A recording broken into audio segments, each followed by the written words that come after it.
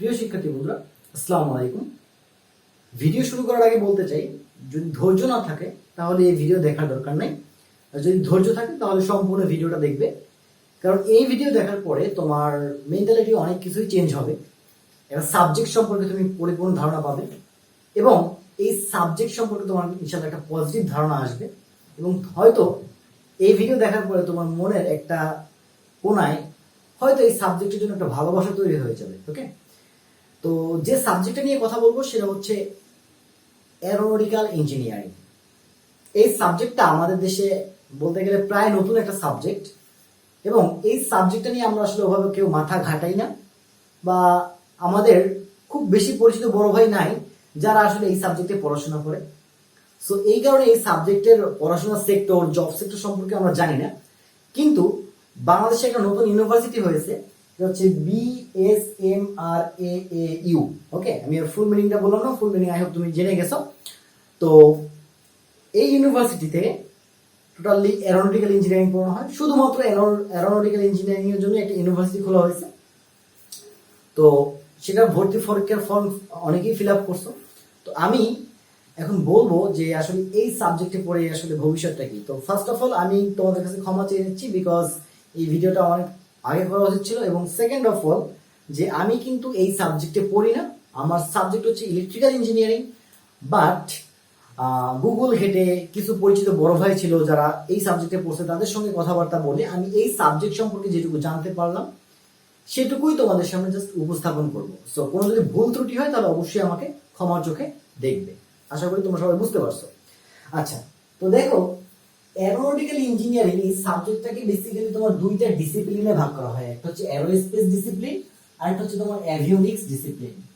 Aerospace ডিসিপ্লিনে তোমার বিমানের mechanical পার্টটা পড়ানো হয় এবং অ্যাভিওনিক্স ডিসিপ্লিনে তোমার হচ্ছে বিমানের ইলেকট্রিক্যাল পার্ট এটা পড়ানো হয়। তো দুই পার্ট। তোমরা হচ্ছে গিয়ে তোমার অ্যারোস্পেস ইউনিভার্সিটির সার্কুলারে দেখবা যে অ্যারোস্পেস একটা ডিসিপ্লিন আছে, মানে সাবজেক্ট আছে, আর একটা হচ্ছে এভিওনিক্স সাবজেক্ট আছে। দুই সাবজেক্ট আছে, 50-50 100টা সিট। তো অ্যারোস্পেস হচ্ছে তোমার মেকানিক্যাল পার্টের জন্য এবং ইলেকট্রিক্যাল পার্টের জন্য এভিওনিক্স। দুই পার্ট। ওকে, ওটা দুইটা সাবজেক্ট। এই দুইটা সাবজেক্ট মিলে টোটালটা হচ্ছে অ্যারোনটিক্যাল ইঞ্জিনিয়ারিং। হ্যাঁ, আচ্ছা, এখন তো ফার্স্ট অফ অল কত কোশ্চেনটা হচ্ছে যে ভাই এই সাবজেক্টের পড়াশোনা কি কি করানো হয়। ফর এক্সাম্পল আমি ইলেকট্রিক্যাল ইঞ্জিনিয়ারিং এ পড়ি, সো আমাকে ইলেকট্রিক্যালের কোর্সগুলো করানো হবে।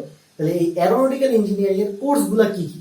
ওকে, তো দেখো, ফার্স্ট অফ অল আমি কথাবার্তা বলবো যে এই অ্যারোস্পেস এর রিলেটেড কোর্স নিয়ে এবং দেন আমি কথা বলবো অ্যাভিওনিক্স এটা রিলেটেড কোর্স নিয়ে। তো দেখো, এই যে প্রথম 8টা সাবজেক্টের নাম লিখে রাখছি, এই 8টা সাবজেক্ট হচ্ছে তোমার অ্যারোস্পেস এর জন্য, অ্যারোস্পেস ইঞ্জিনিয়ারিং। আর পরের যে 8টা সাবজেক্ট আছে এটা হচ্ছে তোমার অ্যাভিওনিক্স এটার জন্য। ঠিক আছে, আচ্ছা, তো দেখো অ্যারোস্পেস হচ্ছে তোমার first of all aerospace propulsion, then হচ্ছে তোমার applied and high speed aerodynamics পড়ানো হয়, অ্যারোস্পেস ভেহিকল ডিজাইন পড়ানো হয়, রোটরক্রাফট পারফরম্যান্স পড়ানো হয়, ওয়েপন ইঞ্জিনিয়ারিং পড়ানো হয়। এটা খুবই খুবই মজার একটা টপিক, যে অস্ত্র বানানোর যে ডিজাইন বা অস্ত্র বানানোর আর কি যে সাবজেক্টটা আছে, সেই ওয়েপন ইঞ্জিনিয়ারিং কিন্তু তোমাকে হচ্ছে এই অ্যারোনটিক্যাল ইঞ্জিনিয়ারিং এর ভিতরে পড়ানো হবে। সো অনেকে ছোটবেলা হচ্ছে গুল্লি বন্দুক নিয়ে খেলাধুলা করছো, তাদের জন্য এই সাবজেক্টটা অনেক ইন্টারেস্টিং একটা সাবজেক্ট, এটা পড়তে পারবা। এরপরে হচ্ছে এয়ারক্রাফট ডিজাইন। ছোটবেলায় আমাদের সবার স্বপ্ন ছিল যে প্লেনে চড়বো, প্লেন বানাবো। আমরা ছোটবেলায় কাগজের প্লেন বানাইতাম, ঠিক সেম এখানেও তোমাকে এই যে অ্যারোস্পেস সাবজেক্টের ভিতরে তোমাকে এয়ারক্রাফট ডিজাইনটাও শেখানো হবে। তারপর হচ্ছে aircraft loading and structural design. ঠিক আছে, তারপর হচ্ছে তোমার স্পেস ইঞ্জিনিয়ারিং। তো মোটামুটি এই যে 8টা যে টপিকের কথা বললাম, এই 8টা টপিক তোমার হচ্ছে অ্যারোস্পেস ইঞ্জিনিয়ারিং ভিতরে পড়ানো হবে। আমি আবারও বলতেছি, অ্যারোনটিক্যাল ইঞ্জিনিয়ারিং কে দুইটা ভাগে ভাগ করা হয় বা দুইটা ডিসিপ্লিনে ভাগ করে পড়ানো হয়। একটা হচ্ছে অ্যারোস্পেস ইঞ্জিনিয়ারিং, একটা হচ্ছে অ্যাভিওনিক্স ইঞ্জিনিয়ারিং বা অ্যারোস্পেস সার্টিফিকেট, আর হচ্ছে অ্যাভিওনিক্স এর উপর সার্টিফিকেট দেওয়া হয়। যাই হোক, ভুল ত্রুটি হলে ক্ষমা করে দিবেন। তো এই যে 8টা, এই 8টাই হচ্ছে তোমার বেসিক্যালি হচ্ছে তোমার অ্যারোস্পেস এর রিলেটেড কোর্স। এরপরে আমরা দেখবো অ্যাভিওনিক্স এর রিলেটেড কোর্স। অ্যাভিওনিক্স ইঞ্জিনিয়ারিং একদম এটা বেসিক কোর্স। তারপর হচ্ছে তোমার রাডার ইঞ্জিনিয়ারিং, তারপর হচ্ছে স্যাটেলাইট কমিউনিকেশন, তারপর হচ্ছে অপটো ইলেকট্রনিক্স। এই জিনিসটা খুবই ইন্টারেস্টিং একটা জিনিস। এটা হচ্ছে অপটো ইলেকট্রনিক্স। এটা কি জিনিস এটা অনেকেই জানে না। এটা হচ্ছে তোমার লাইট কন্ট্রোল সংক্রান্ত যে ইলেকট্রিক্যাল ইঞ্জিনিয়ারিং আছে সেটাকে আমরা বলি অপটো ইলেকট্রনিক্স। লাইট কন্ট্রোল সোজা কথা ধরো দুইটা বিমান আকাশ থেকে যাচ্ছে, মনে করো ফাইটার প্লেন। এখন হচ্ছে ওখানে তো তোমার এই যে ফাইটার প্লেন আসতেছে, এটা হচ্ছে মনে করো ওই বিমানের যে আলো, ওই বিমানের আলো থেকে তো ডিটেক্ট করা হবে যে না একটা প্লেন আসতেছে।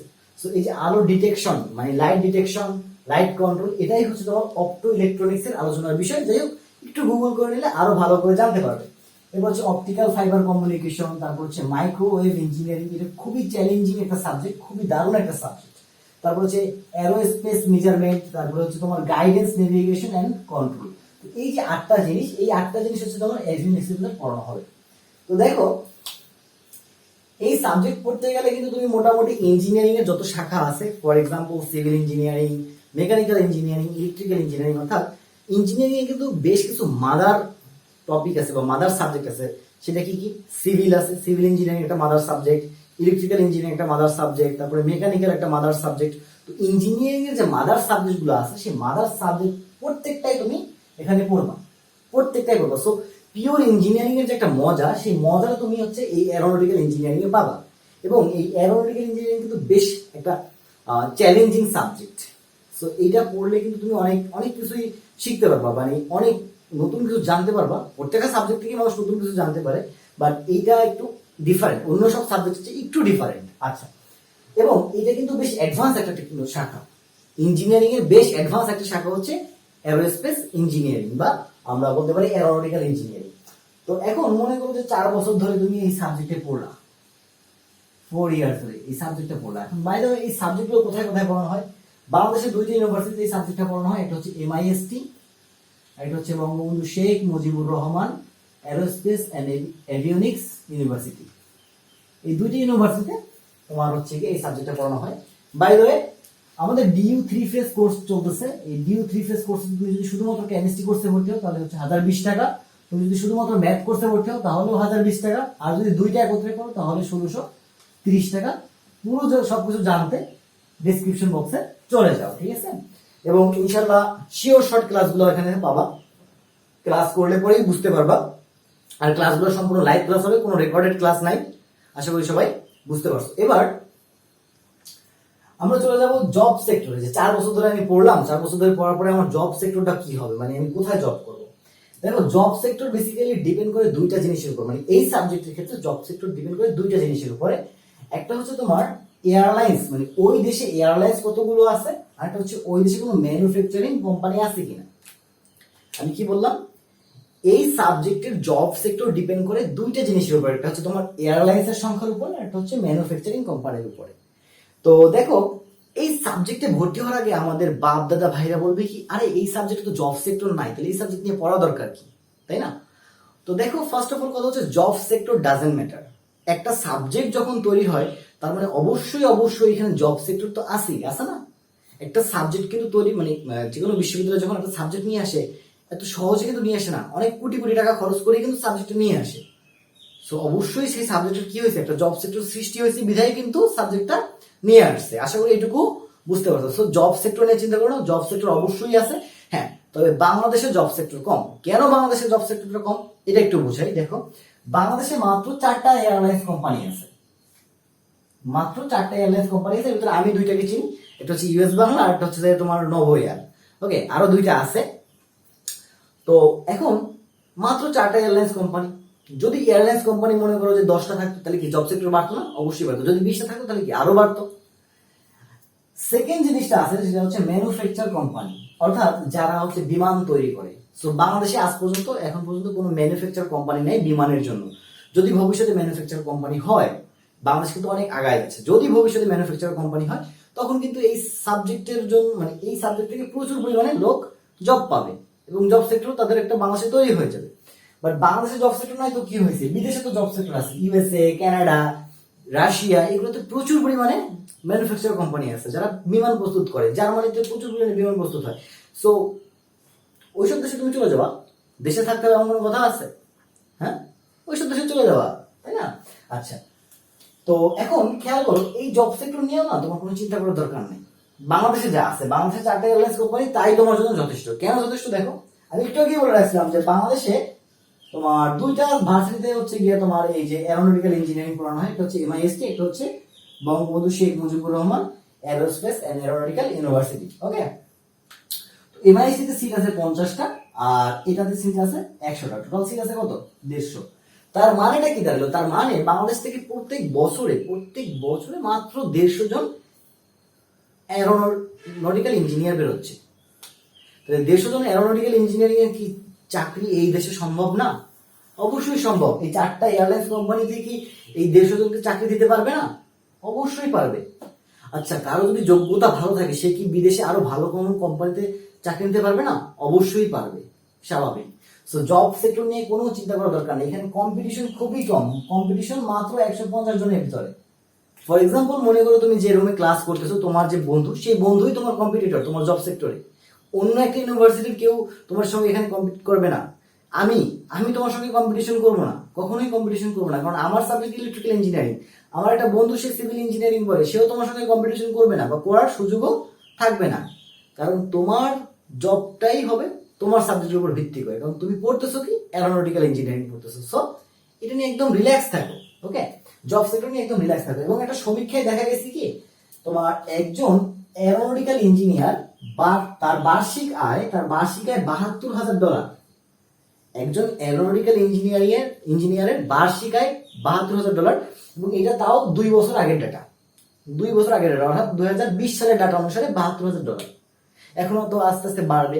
তুমি যখন পাস করবে, মানে এরোনটিক্যাল ইঞ্জিনিয়ারিং পাস করবে, তখন তোমার মাথার পিছু আয় তো আরো বাড়বে, মানে এই যে বার্ষিক যে আয়টা, বার্ষিক আয়টা আরো বাড়বে।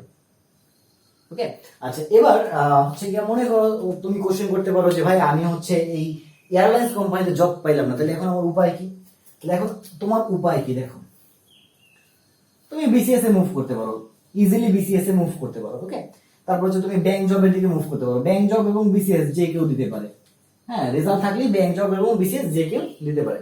তারপর তুমি আরেকটা কাজ করতে পারো, তুমি হচ্ছে ডিফেন্সে মুভ করতে পারো। হ্যাঁ, ডিফেন্সিভ মুভ করতে পারো। ফর এক্সাম্পল, বাংলাদেশ এয়ারফোর্সে তুমি কিন্তু খুব ইজিলি মুভ করতে পারবা, কারণ সেখানে টেকনিক্যাল টিমের দরকার আছে। আচ্ছা, এখন অনেকের মনে কোশ্চেন আছে যে ভাই, আমি তো এরোস্পেস ইঞ্জিনিয়ারিং যখন করবো, এরোস্পেস ইঞ্জিনিয়ারিং এর ভিতরে এই যে আমাকে স্পেস ইঞ্জিনিয়ারিং পড়ানো হবে, তাহলে কি আমি নাসায় জব করতে পারবো? নাসা থেকে আমার জব হবে? দেখো, নাসা, গুগল, এগুলোর ব্যাপারটা অন্যরকম। এরা হচ্ছে তোমার কোয়ালিটিফুল লোক খোঁজে, কোয়ালিটিফুল স্টুডেন্ট খুঁজে। ওকে, এখন ধরো তুমি হচ্ছে যখন পড়াশোনা করতেছো, তোমার ভিতরে একটা এনাফ কোয়ালিটি সৃষ্টি হয়েছে, তোমার রেজাল্ট ভালো হয়েছে, তোমার প্রজেক্ট ভালো আছে, হ্যাঁ, তোমার কম্পিটিটিভ দিক থেকে তুমি সবার চেয়ে আগায় আসো, অর্থাৎ তুমি একটা রত্ন, নাসার চোখে তুমি একটা রত্ন। তাহলে নাসা তোমাকে টেনে নেবে, অবশ্যই টেনে নেবে, স্বাভাবিক। এখানে তোমাকে নাসার জন্য দৌড়াতে হবে না, নাসা ইজিলি তোমাকে টেনে নেবে যদি তুমি তোমার লক্ষ্যের দিকে আগাও, যদি তুমি তোমার হচ্ছে ফোকাস ঠিক রাখো যে না, আমি একটা ভালো এরোনটিক্যাল ইঞ্জিনিয়ার হব, আমি ভালো স্পেস সম্পর্কে জানবো। অর্থাৎ সোজা কথা, তুমি তোমার কোর্স রিলেটেড যেসব জ্ঞান আছে, সেই সব জ্ঞানের পাশাপাশি তুমি যদি বাহিরের জ্ঞানটা আরো খুব ভালো করে রাখো, কোর্সের সঙ্গে বাহিরের জ্ঞানটা যদি খুব ভালো করে রাখো, ইনশাল্লাহ নাসা তোমার জন্য কোনো ব্যাপার না। কারণ কার কপালে কি আছে তা একমাত্র আল্লাহ তাআলাই ভালো জানে, তাই না? এবং এই সাবজেক্ট থেকে কিন্তু নাসাতে যাওয়া সম্ভব, ওকে, আচ্ছা। তো এবার পরের কোশ্চেন হচ্ছে যে ভাই, হায়ার এডুকেশনের জন্য আসলে কি করা যাবে, মানে এই সাবজেক্ট থেকে আমি হায়ার এডুকেশনে কোথায় মুভ করতে পারবো? দেখো, হায়ার এডুকেশনের ব্যাপারটা একটু সাবজেক্টিভ। কেন সাবজেক্টিভ বললাম? দেখবা যে অনেকে ইঞ্জিনিয়ারিং পাস করার পরে এমবিএ করে। তার মানে দেখো, 4 বছর ধরে সে বিএসসি ইঞ্জিনিয়ারিং পড়াশোনা করলো, তারপরে মাস্টার্স করলো বিজনেস অ্যাডমিনিস্ট্রেশনের উপরে, অর্থাৎ এমবিএ করলো।